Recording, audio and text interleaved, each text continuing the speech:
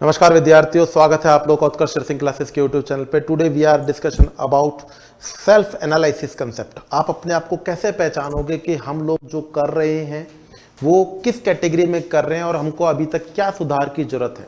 आप लोग हर बार अपना एग्जाम देते हैं, एग्जाम के अंदर हम लोग चाहे तो वो टेस्ट सीरीज हो, चाहे तो वो हम बात करने की कोशिश करें कि कोई भी एग्जाम हो, एग्जाम के अंदर हम जब अपने आप को एवेल्युएट करने की कोशिश करते हैं कि हमारा इतने नंबर आ रहे हैं, हमारे इतने नंबर आ रहे हैं, हमको क्या करने की जरूरत है। सबसे बड़ा कॉम्प्लिकेशन होता है, सर हमको लास्ट टाइम हो रहा है, हमको क्या करना चाहिए, मेरा ये है, मेरा ये रिजल्ट है। मेरे से कई प्रकार के क्वेश्चन अपने इंस्टाग्राम पर पूछे जाते हैं। मैं एक ही बात कहता हूँ, पहले खुद के बारे में बताइए कि आपने कब पढ़ाई करी है, कहाँ से पढ़ाई करी है, किस कॉलेज से पढ़ाई करी है, आपने टेक्निकल पढ़ाई करी है, आपने कंसेप्ट लॉजिक और रेशनल पढ़े नहीं पढ़े, मतलब आपने सॉन्डर्स पढ़ी है कि नहीं पढ़ी है, आप लोगों ने एनक्लेक्स पढ़ी है कि नहीं पढ़ी है।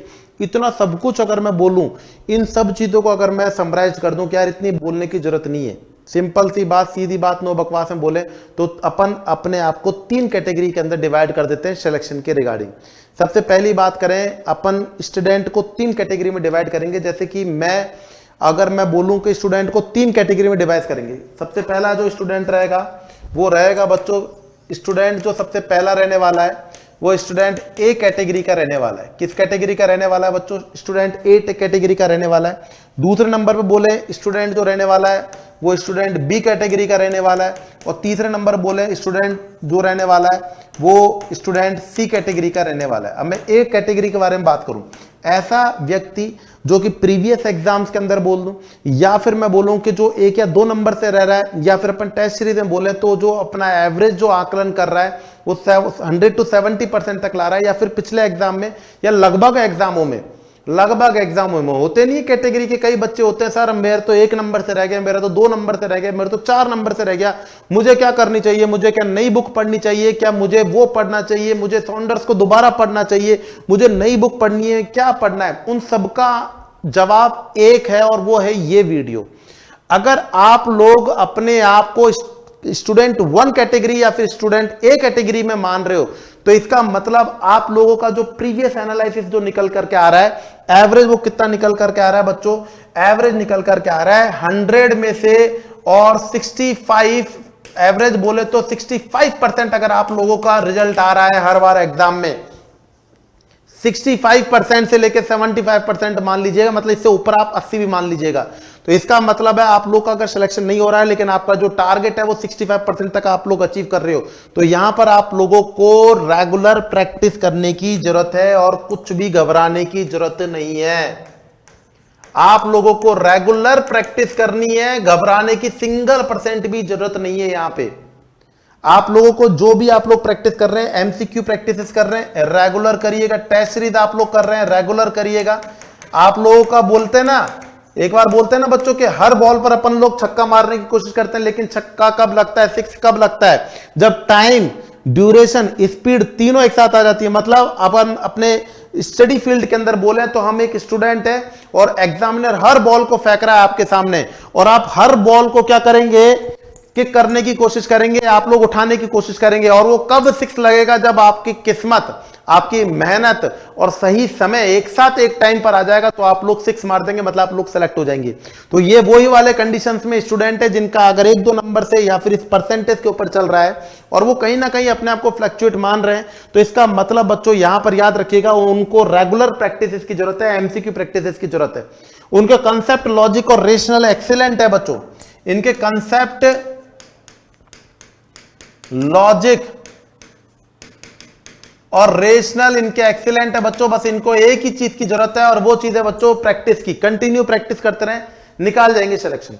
एक कैटेगरी के अंदर आते हैं बच्चों, एक कैटेगरी के अंदर आता है बच्चों, और वो होता है बच्चों आप लोग के सामने, वो होता है आपके सामने एवरेज मान लें कि 50% से लेकर के और 65% की कैटेगरी के बीच में। ऐसे बच्चे जो कि आप लोग के सामने 100 के अंदर से 50% एवरेज लेकर के आ रहे हैं। अब यहां पर क्या रहेगा, इनको क्या करना है, इनको क्या करना है बच्चों? सबसे बड़ी बात गौर से समझिएगा, इनको क्या करना है? रेगुलर प्रैक्टिस एनालिसिस तो करना ही है, रेगुलर प्रैक्टिस एनालिसिस तो करना ही है। संग में पर्टिकुलर टॉपिक के ऊपर पर्टिकुलर टॉपिक के ऊपर भी बच्चों एनालाइज करना है, पर्टिकुलर टॉपिक के ऊपर भी एनालाइज करना है। इसका मतलब यहां पर यह कहना चाह रहा हूं मैं कि उनको प्रैक्टिसेस एमसीक्यू तो रेगुलर रूटीन पे बनानी है, लेकिन अपने कुछ पर्टिकुलर टॉपिक्स होते हैं। पर्टिकुलर टॉपिक्स बोले तो कुछ ऐसे एग्जाम में कुछ ऐसे टॉपिक्स होते हैं जो हर बार एग्जाम में आते हैं। उदाहरण के लिए बोले सिकल सेल एनीमिया हर बार एग्जाम में आएगा, मैन्यूअर्स ऑब्स्ट्रक्टिकल मैन्यूअर्स हर बार एग्जाम में आएंगे, आर्टिफिशियल एयरवेज हर बार एग्जाम के अंदर आएंगे, ट्रैकियोस्टोमी सेक्शनिंग पॉइंट हर बार एग्जाम में आएगा। अगर बात करें मैकेनिकल वेंटिलेटर हर बार एग्जाम में आएंगे। ऐसे कई टॉपिक्स होते हैं जिनको आप लोगों को एनालिसिस करना जरूरी रहेगा और आप लोगों को अच्छी तरीके से पता रहना चाहिए, याद रहना चाहिए कि उत्कर्ष नर्सिंग क्लासेस के यूट्यूब चैनल पे 360 डिग्री सीरीज के अंदर मैं डेली लेकर के आ रहा हूं पर्टिकुलर टॉपिक एनालिसिस। 200 टॉपिक्स का एनालिसिस करूंगा आप लोगों के लिए, जो कि आप लोगों के लिए अत्यंत महत्वपूर्ण होने वाला है। इस वाली बात को याद रखिएगा बच्चों।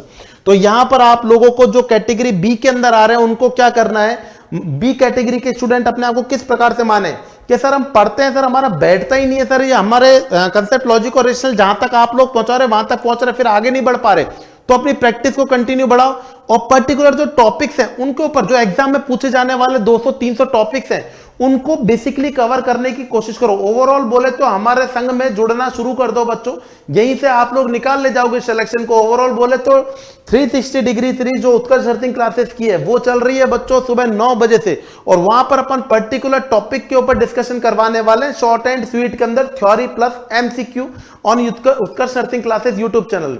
अब पूछे बच्चों state category depend on the C category के जो स्टूडेंट रहेंगे, अब अपन इनको मान लेंगे कितना, बिलो द 50%।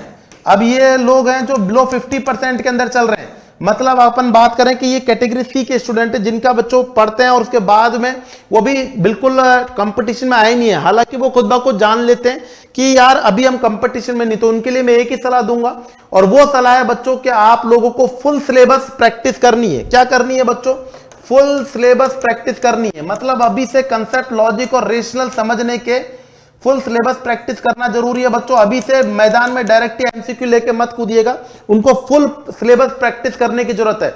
और अगर हम पूछे फुल सिलेबस प्रैक्टिस किसके द्वारा होगी, तो अगर आप लोग बच्चों नॉर्सेट 9 का बच्चों अगर बात करें, नॉर्सेट 9 की तैयारी कर रहे हैं तो टारगेट बैच आप लोगों को बिल्कुल डेफिनेटली ले लेना है, जो कि फुल बेस तैयारी करने की कोशिश कर रहे हैं, चाहे तो नॉर्सेट 10 को लेकर क्यों। अगर वो फुल बेस तैयारी कर रहे हैं तो आरआरबी का तेजस बैच ले लीजिएगा। कौन सा बैच, आरआरबी का तेजस बैच ले लीजिएगा, क्योंकि यहां पर आप लोग को याद रखना इस समय चल रहा है उत्कर्ष आजादी महोत्सव 13 से 25 अगस्त तक। Don't miss the chance and get enrol right now. Live from studio batch होने वाला है, 20 अगस्त से स्टार्ट होगा। पूरी मेहनत के संग में, तैयारी के संग में जुड़ जाइएगा। जिस भी तैयारी को आप लोग को परफॉर्म करना है 3 प्रकार से आप लोग को याद रखना। अगर हम पूरी तरीके से तैयारी कर चुके हैं और हम रिजल्ट के अंदर 1-2% से रह रहे, तो इसका मतलब you are to be enrolled in the student category A. और यहां पर आप लोग प्रैक्टिस करते रहें, कंटिन्यूअसली एनालिसिस करते रहें। सेकंड नंबर पे स्टूडेंट कैटेगरी बी, उसके अंदर क्या रहेगा, अपन तैयारी कर रहे हैं लेकिन क्या है अपन का एवरेज बन रहा है 50% ही आ रहा है, तो आपको पर्टिकुलर टॉपिक पे पढ़ाई करना जरूरी है। तो यहां पर पर्टिकुलर टॉपिक भी आप लोग को मिलने वाले हैं, वो भी उत्कर्ष नर्सिंग क्लासेस के यूट्यूब चैनल पे, और वो भी 360 डिग्री सीरीज में सुबह 9 से 10। और अगर बात करने की कोशिश करें कि थर्ड कैटेगरी, तो थर्ड कैटेगरी में अपन 50% से बिलो जा रहे हैं, तो यहां पर घबराने की जरूरत नहीं है। फुल सिलेबस आपको ढंग से तरीके से पढ़ना है और फुल सिलेबस लेकर के आया उत्कर्ष नर्सिंग परिवार आप लोग के लिए।